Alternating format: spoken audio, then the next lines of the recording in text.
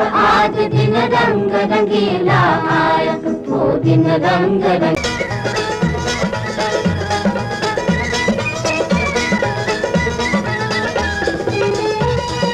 चुनरी का रंग सफेद धानी है, हो न कहीं देना ये प्यार की निशानी है। मैं हूँ तेरे संग बलम तू है।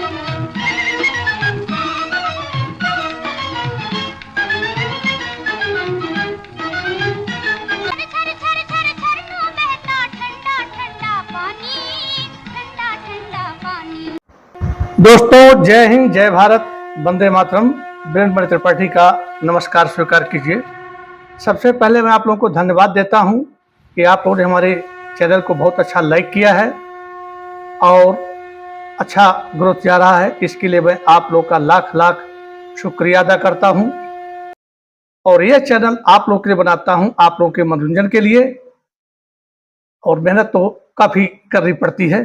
चलिए, आज हम एक ऐसे अदाकारा, फिल्मी दुनिया की ऐसी हीरोइन के बारे में बात करने जा रहे हैं जिनको कहा जाता था अनकिस्ड गर्ल ऑफ इंडिया। और उनका नाम भी जो था, मर्दों के नाम था, उनका दूसरा नाम था नवाब बानो। तीसरा भी नाम था, वह मैं बाद में आपको बताऊंगा। तो उसके बारे में जरा इनका फोटो देखिए और उसके बाद आप लोग गेस कीजिएगा। अब हम आपको बताने जा रहे हैं।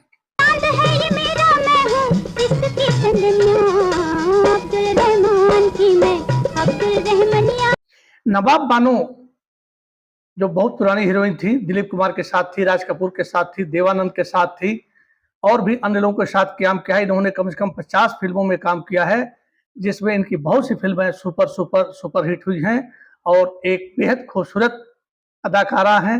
डांस में भी हैं। इनका पहले भी मैंने वीडियो में फोटो डाला है, शायद आप लोगों को याद नहीं होगा, लेकिन याद कीजिएगा। तो इनका जन्म जो है 18 फरवरी 1933 में आगरा, उत्तर प्रदेश में होता है।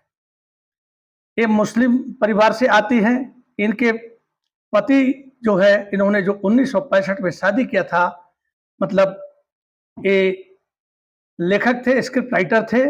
इनके पति का नाम था एस अली रजा, जिन्होंने मदर इंडिया, आन और सरस्वती चंद बहुत सी फिल्मों में इन्होंने स्क्रिप्ट राइट लिखा था। इनकी माता का नाम था वहीदा बाई। इनकी माता भी जो है फिल्मों में एक्ट्रेस थी, गायिका भी थी। और इनके पिता थे अब्दुल हकीम।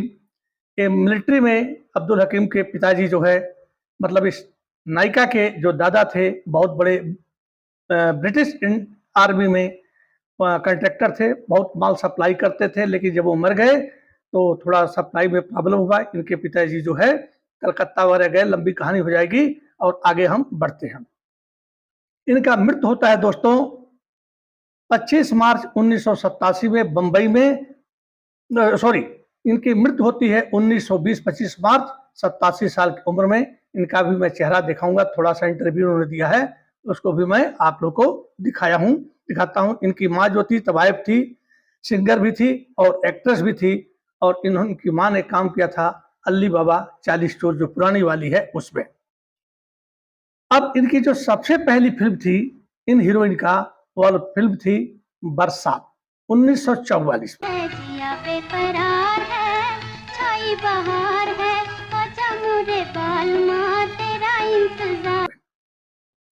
इन्होंने खास खास फिल्में में जो काम किया है, जिस पर वैसे तो बनाए तो बहुत लंबा हो जाता है। 1949 में इनकी थी राज कपूर के साथ जो है, और नरगिस थी, प्रेमनाथ थे इसमें, और ये फिल्म थी बरसात। उसके बाद 1951 में दिगर, दिलीप कुमार थे, नरगिस थी, अशोक कुमार थे। और सजा जो है 1951 में देवानंद और ये हीरोइन खुद थी। 1951 में ही दिलीप कुमार के साथ थी फिल्म आन। उसके बाद 1952 में फिल्म दाग थी, उस पर मैंने बनाया है, आप लोगों ने देखा है, बहुत सराहा है।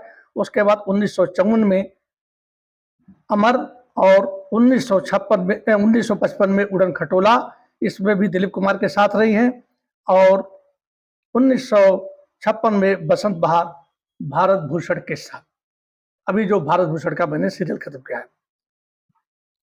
इनकी माँ का फिल्म मैं चंचल मधुमस्त पवन हूँ, हर कली में अच्छे संबंध थे, क्योंकि खुद एक हीरोइन थी।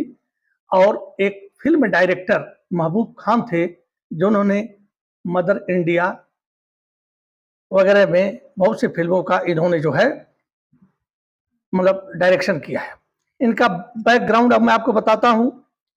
जब इनकी मां गर्भवती हुई तो उनके यहाँ नियम था कि बच्चे की मां को नाना के घर भेज दिया जाए। ये अब इनकी मां जो है अपने मैके आ गई और एक दिन यह पैदा होती है तो इनकी नानी जो है इनके नाना से कहती है बच्चा पैदा हुआ तो कहते हैं इसका नाम जो है नवाब बानो रख दो। फिर ये कहती है इनकी नानी अरे बच्ची पैदा हुई है। बोले कोई बात नहीं, अब तो नाम हमने बोल दिया तो इसका नाम नवाब बानो ही रख दो। उसके बाद जो है जब ये एक्ट्रेस 11 साल की होती है तो इनकी मां का निधन हो जाता है। इनके पिताजी भी एक दूसरी पत्नी से शादी कर चुके होते हैं और इनको जो है इनके नानी के पास एटाबाद में भेज दिया जाता है। 1947 में देश आज़ाद होता है। एटाबाद जो है पाकिस्तान चला जाता है। इनकी एक मौसी होती है, वो भी जो है डांसर होती है, सिंगर होती है और फिल्मी दुनिया में इनकी मौसी का नाम है सरोजा देवी ज्योति और इनकी मौसी का नाम था सितारा देवी। वो भी जो है अच्छी गाती थी और एक्टिंग करती थी। ये जो है मतलब जब इनकी मां का देहांत हुआ और देश का बंटवारा हो गया, ये अपनी मौसी के साथ जो है बम्बई आ गई, क्योंकि बम्बई में महबूब खान से इनकी मां का भी जान पहचान था। उनको मुंह बोले भाई बोलते थे। इनकी मौसी का भी जान पहचान था, इनकी नानी का भी जान पहचान था। इसलिए अपनी नानी और मौसी के साथ ये रहने लगी।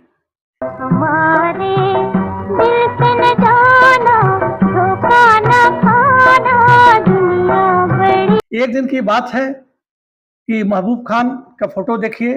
महबूब स्टूडियो है, बहुत बड़े डायरेक्टर थे, बहुत लोग को काम दिया, बहुत मिलनसार थे, लेकिन वो नमाजी थे, 5 वक्त की नमाज पढ़ते थे। तो वे कभी कभी अपनी मौसी के साथ जो है ये शूटिंग देखने के लिए ये चली जाती थी और वहां पर जो है देखती थी।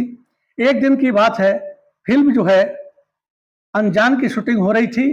वहां पर नरगिस का नाम आपने सुना होगा, यदि नहीं सुना मैं बता देता हूँ। नरगिस का फोटो देखिए। ये फिल्मी दुनिया के हीरो माने जाने सुनील दत्त की माँ है। संजय दत्त की माँ है, सुनील दत्त की पत्नी है। और इनकी माँ जो थी छद्दन बाई थी, वो भी जो अदाकारा थी, गायिका भी थी, डांसर भी थी। तो इन लोगों का जब उसमें फिल्म बहुत कम बनती थी, कम लोग फिल्मों में जाते थे, तो बहुत ही क्लोज एक दूसरे संबंध होता था। और अनजान फिल्म की शूटिंग हो रही थी तो नरगिस की माँ छद्दन बाई भी वहां बैठी हुई थी। उन्हीं के बगल में कुर्सी खाली थी। यह बालिका जो है 15-16 साल की थी। नवाब बानो उनके पास खड़ी हो जाती है तो कहती बेटी खड़ी क्यों हो, बैठ जाओ। उस समय उसके हीरो थे राजकुमार और दिलीप कुमार थे अनजान फिल्म के। तो जैसे उनकी नजर पड़ती छद्दन बाई के ऊपर तो लोग बहुत इज्जत करते थे कलाकारों की। वो वहां से आते हैं और छद्दन बाई मतलब नरगिस की माँ का पैर छूते हैं और उसके बाद लड़की की तरफ देखते हैं और पूछते हैं लड़की कौन है, और वह कुछ बताती नहीं है। फिर अंदर जाते हैं, महबूब खान से पूछते हैं तो महबूब खान बताते हैं कि हाँ हमारे एक जान पहचान की लेडीज हैं, उन्हीं की ये बच्ची है। अंदाज की शूटिंग हो जाती है। किसी की जीत हो, गाओ खुशी के गीत हो। उसके बाद ये लोग घर चले आते हैं। 2-3 दिन के बाद महबूब खान इनको बुलाते हैं और महबूब खान बुलाने के बाद वहाँ राज कपूर बैठे रहते हैं। महबूब खान बोलते हैं बिटिया तुम इनको पहचानती हो? तो कहती नहीं। तो कहते हैं कि ये फिल्म के माने जाने हीरो राज कपूर है, पृथ्वीराज कपूर के बेटे हैं। पर एक अपने इंटरव्यू में कहती हैं कि न मैं राज कपूर को जानती थी और न पृथ्वीराज कपूर को जानती थी। उसके बाद उन्होंने पूछा तुम्हारा नाम क्या है? मैं शक पका गई, ये बोलती है, ये बच्ची शक पका गई। फिर उसके बाद जो है ये लोग वहाँ महबूब खान ने कहा कि बिटिया आप कोई अपने पिक्चर में लेना चाहते हैं, पर मैंने कोई जवाब नहीं दिया। कहती है और इनके दिल में लड्डू फूटे, कह रहे मैं भी हीरोइन बन जाऊंगी, क्योंकि माँ भी थी, इनकी मौसी भी थी। उसके बाद ये लोग घर चले आते हैं। एक हफ्ते के बाद एक बड़ी सी गाड़ी आती है और कहा जाता है कि साहब आपको बुला रहे। इनके एक मुंह बोले भाई थे, इनकी माँ ने मुंह बोले भाई के साथ उस गाड़ी में भेज दिया। उस समय आर के स्टूडियो नहीं हुआ था, ऐसे ही कोई स्टूडियो था। यहाँ वहाँ पहुँचती हैं और राजकुमार से बात करने में घबराती हैं। तो राजकुमार ने जो हम लोग कलावा पहनते हैं, एक धागा लाए और इनको पकड़ा दिए। बोले कि बिटिया तुम ऐसा है कि एक कलावा मेरे हाथ में बांध दो, आज से हम भाई बहन रहेंगे और कोई डरने की, कोई हिचकिचाने की बात नहीं है। उसके बाद वहाँ 3 लड़कियां और थी ऑडिशन के लिए, इनको भी ऑडिशन के लिए बुलाया गया था। इनका भी मेकअप किया जा रहा था। ये तिरछी नजर से देखती है और तीनों लड़कियों की, और मन में अपने मुस्कुराई कि अरे यार मैं तो इनसे अच्छी हूँ। उसके बाद उन लड़कियों का ऑडिशन होता है, इंटरव्यू होता है, लेकिन पहली फेल हो गई, दूसरी फेल हो गई, तीसरी फेल हो गई। जब इनका नंबर आया तो इन्होंने आसानी से, कहती मैंने बड़ी आसानी से ऑडिशन दे दिया। और उसके बाद कुछ देर के बाद तालियां बजती हैं, क्लैपिंग।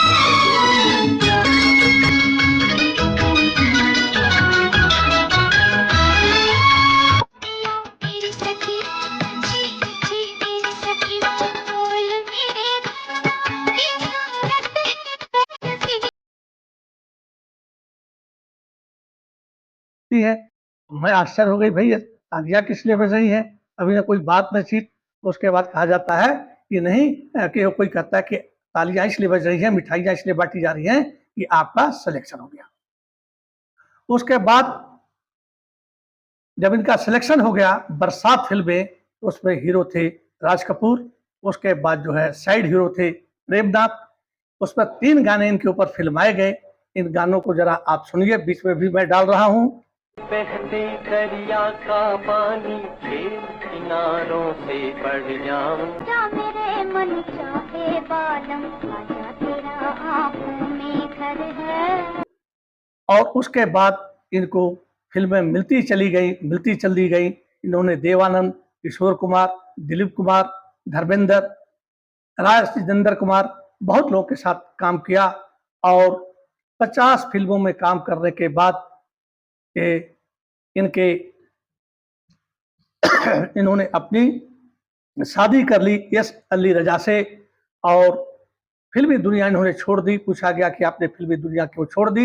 इन्होंने कहा कि मैंने जो है इसलिए छोड़ा है कि मेरे पति तो कभी मना किए नहीं, लेकिन हमारे जो सास ससुर थे वो ऑर्थोडॉक्स थे, मतलब पुराने विचारों के थे कि घर की बहू जो है फिल्मों में काम नहीं करेगी। तो मैंने जो है अपनी मर्जी से छोड़ दिया। और 1907 में एस अली रजा का देहांत हो जाता है और उसके बाद जो है शेष जीवन ये अपना गुजारती हैं। इनके कोई बच्चे नहीं हुए। उसके बाद इन्होंने, हमने आपको पहले बताया था कि 50 फिल्मों में काम किया है। खास फिल्में हैं बरसात, दीदार, साजा, आन दाग, अमर, उड़न खटोला, बसंत बहार। और उसके बाद एक बार जो है आन फिल्म जब बन गई तो पूरे भारत में उसका रिलीज किया गया।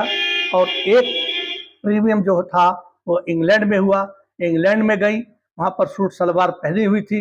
वहाँ की पब्लिक देखी। उसमें 51 की बात है दोस्तों, ये पर्दा की हुई थी। लोगों ने इनका पर्दा फाड़ दिया।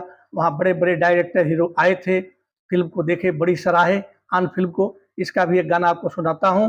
पहली भारत देख मेरी चुनरी का रंग सखी धानी है, देख मेरी चुनरी का रंग सखी धानी है। हो न कहीं देना ये प्यार की निशानी है, मैं हूँ तेरे संग बलम तू। की कलर फिल्म बनी थी, महबूब साहब ने बनाया था।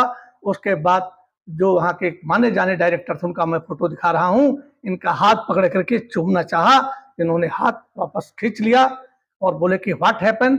इन्होंने कहा I am a Indian girl. तब से इनका नाम पड़ गया अनक्रिस्ट इंडियन, अनक्रिस्ट गर्ल ऑफ इंडिया। अनक्रिस्ट गर्ल ऑफ इंडिया इनका नाम पड़ गया। और इनका नाम है दोस्तों निम्मी। और निम्मी नाम रखा राज कपूर ने, क्योंकि नवाब बानो यह नाम फिल्म के लिए सूट नहीं था। और उससे पहले कोई हीरोइन इनके फिल्मों में काम की थी, उसका नाम निम्मी रखा था। इनका नाम निम्मी रखा और निम्मी नाम से ही ये फिल्मी दुनिया में जानी जाने लगी, जो मैंने दाग पर भी बनाया है। अभी आपको भारत भूषण के साथ जो अंतिम हमारा सीरियल चला था उस पर भी मैंने बनाया है, तो भारत भूषण के साथ है ये। तो इसी के साथ मैं खत्म करता हूँ। उनके गाने सुनिए, आनंद लिए। आप लोगों का सहयोग मुझे बहुत जरूरी है, आप लोग दिया है, इसके लिए मैं धन्यवाद। आप लोगों को पुनः आप लोग को नमस्कार करता हूँ। जय हिंद, जय भारत, वंदे मातरम। थैंक यू दोस्तों, धन्यवाद। ये कैसे बोल रही दुनिया रीति